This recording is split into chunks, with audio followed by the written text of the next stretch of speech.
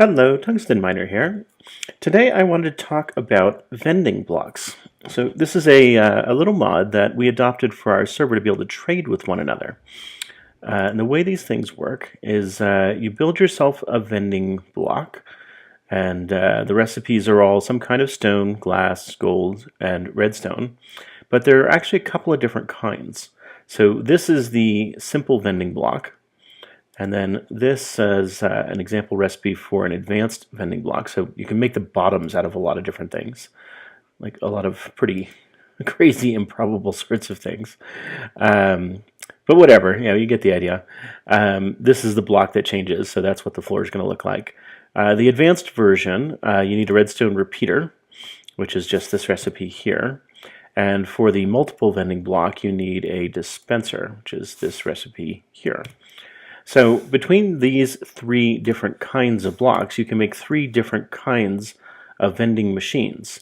Now I'm going to go to our little storefront in this server in a little bit and show how those different ones work. But in the meantime, I actually want to talk a little bit about what do you trade with these things. Because really, you can trade anything you want. So you just put in one side and then the other. So what we decided to do was trade in coins. And so what we have here is a compactor, and that is a item from thermal expansion, and copper gears, a little bit of bronze, a piston, gets you a compactor, and its job normally is to create plates, so to flatten a piece of metal into a plate, or to compact items into their storage. So anything that has a 3x3 or a 2x2 recipe can get smushed together into whatever that block happens to be. The easiest, of course, to think of is like taking 9 iron ingots and smashing them down into a block. And then finally, if you add this addition, you can make coins. So the recipe for this guy here is an Invar gear, some electrum plate, redstone servo, emerald, glowstone dust. And this makes an augment. Now the augment goes in this augmentation slot on your machine, which machines don't normally have. So if you look very carefully, you can see this machine has these little gray corners. And that's not actually natural to the machine. It normally looks, the corners anyway, look like the rest of these machines. So what I've done is to create an upgrade. Yeah, there's a lot of upgrades. Hardened upgrade, which is this guy, which is a bronze gear with Invar around it and some redstone. And then you take this and you right-click on whatever machine you want, so any of these machines, and it will increase that machine's capacity by a certain amount.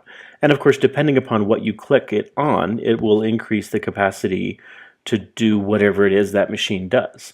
So in this case, and in the case of most of the machines, it adds an augmentation slot. And that allows you to put any one of these augments you want in there. So I can say, here are all of the different augments. And not all of these work on all machines. So you kind of will have to go through and check them all out. I actually cover a lot of these different ones in a mod spotlight that I did. So you can look at my channel to find that. Anyway, so having augmented this machine, it gives me an augmentation slot, and having put in this numismatic press augmentation, it gives me the ability to mint coins. So, for example, on our server, we've just decided to use copper. So I'm going to take 1 copper ingot, bring it over to my mint, drop it in there, and after a short delay, I'm going to get 3 copper coins. So now I'm going to take off and head over to our storefront where we have all of our vending machines. Okay, so here we are. We have a little corral here for our animals. Which I think something went missing here. Anyway, so this little shed here is where we've got all of our vending machines. So I've got a couple over on this side here, and one of the other guys on the server has a couple over here. So I can see that he's selling rabbit's feet, 15 for 1 coin. I don't happen to need any rabbit's feet, so I'm going to pass on that. And he wants to buy glowstone for 3, which is probably a little bit less than I would want because glowstone's hard to come by even for me. and he's selling gold for 3. And you can see he's got a couple of different types of vending blocks too. So 2 regular ones and a multiple one. And then over on this side, I've got the ones that I've set up. So Tungsten is selling, or I want to buy rather,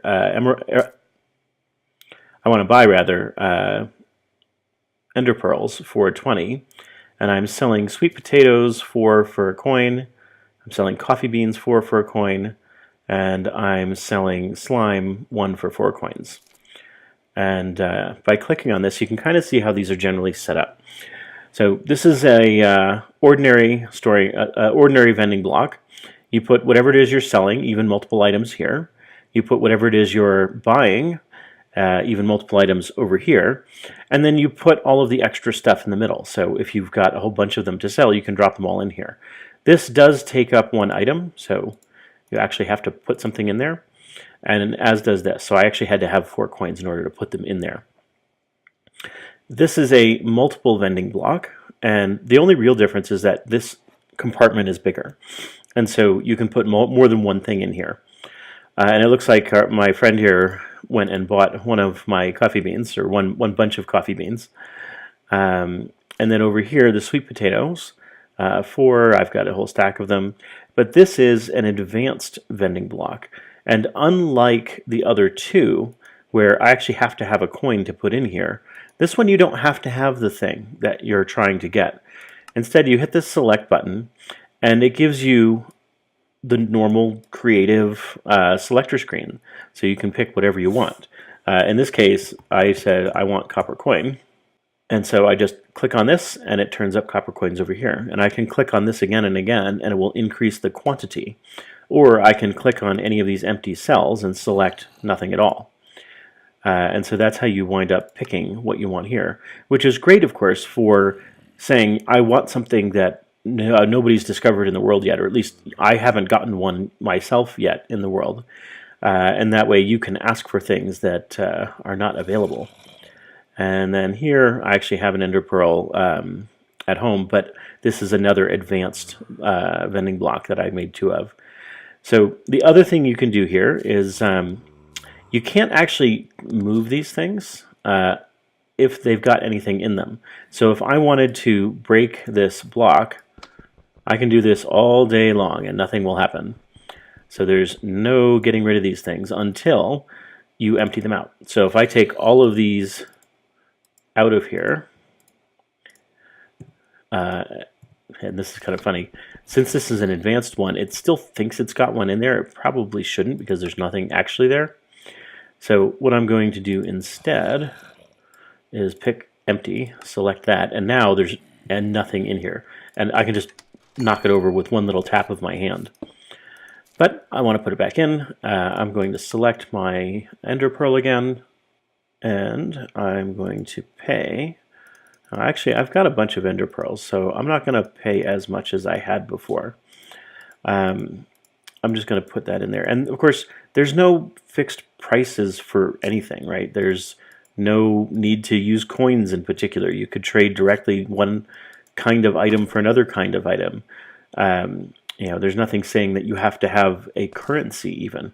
You could just barter directly one thing for another. I'm willing to trade a slime ball for a gold ingot, or a slime ball for a stack of cobblestone, or whatever. These things really don't care what you've got in there, and they will allow you to trade for whatever you happen to have, which is pretty convenient. But it's a little more convenient to say I'm going to use coins as an intermediary, and that way things are a little bit easier to manipulate. And there's not such a wide range of things that you might have to have when you come down. You might just have to come down with some coins and say, okay, what's for sale? Anyway, to talk a little bit about this building here, you can see this is obviously chisels and bits again. So I put down a pad of cobblestone, and then inside the walls I did the same thing I've done before, where there's joists and beams and things. And unfortunately I didn't think to bring a chisel, so I can't pull this wall off for you. But I think I can do this. There we go. So you can see joists inside, and then around, and then the cover of just some orange stained clay in this case. And on the outside I just have a little bit of a different pattern of wood. And then for the ceiling, I put in this beam of just a log, and I had to put a log down facing in this direction so that the texture lined up correctly. For this part here, I had to put a log facing up and down so that that texture faced correctly. And then when Chisel's Mitt scoops up the bits, it gets bits that are oriented in a certain direction. So then I put in these joists, which are on a 3:1 pitch, and having put all those in, I put in the oak paneling on the top there. And then finally, once the paneling was in place, I came around, and we really can't see very well. There we go.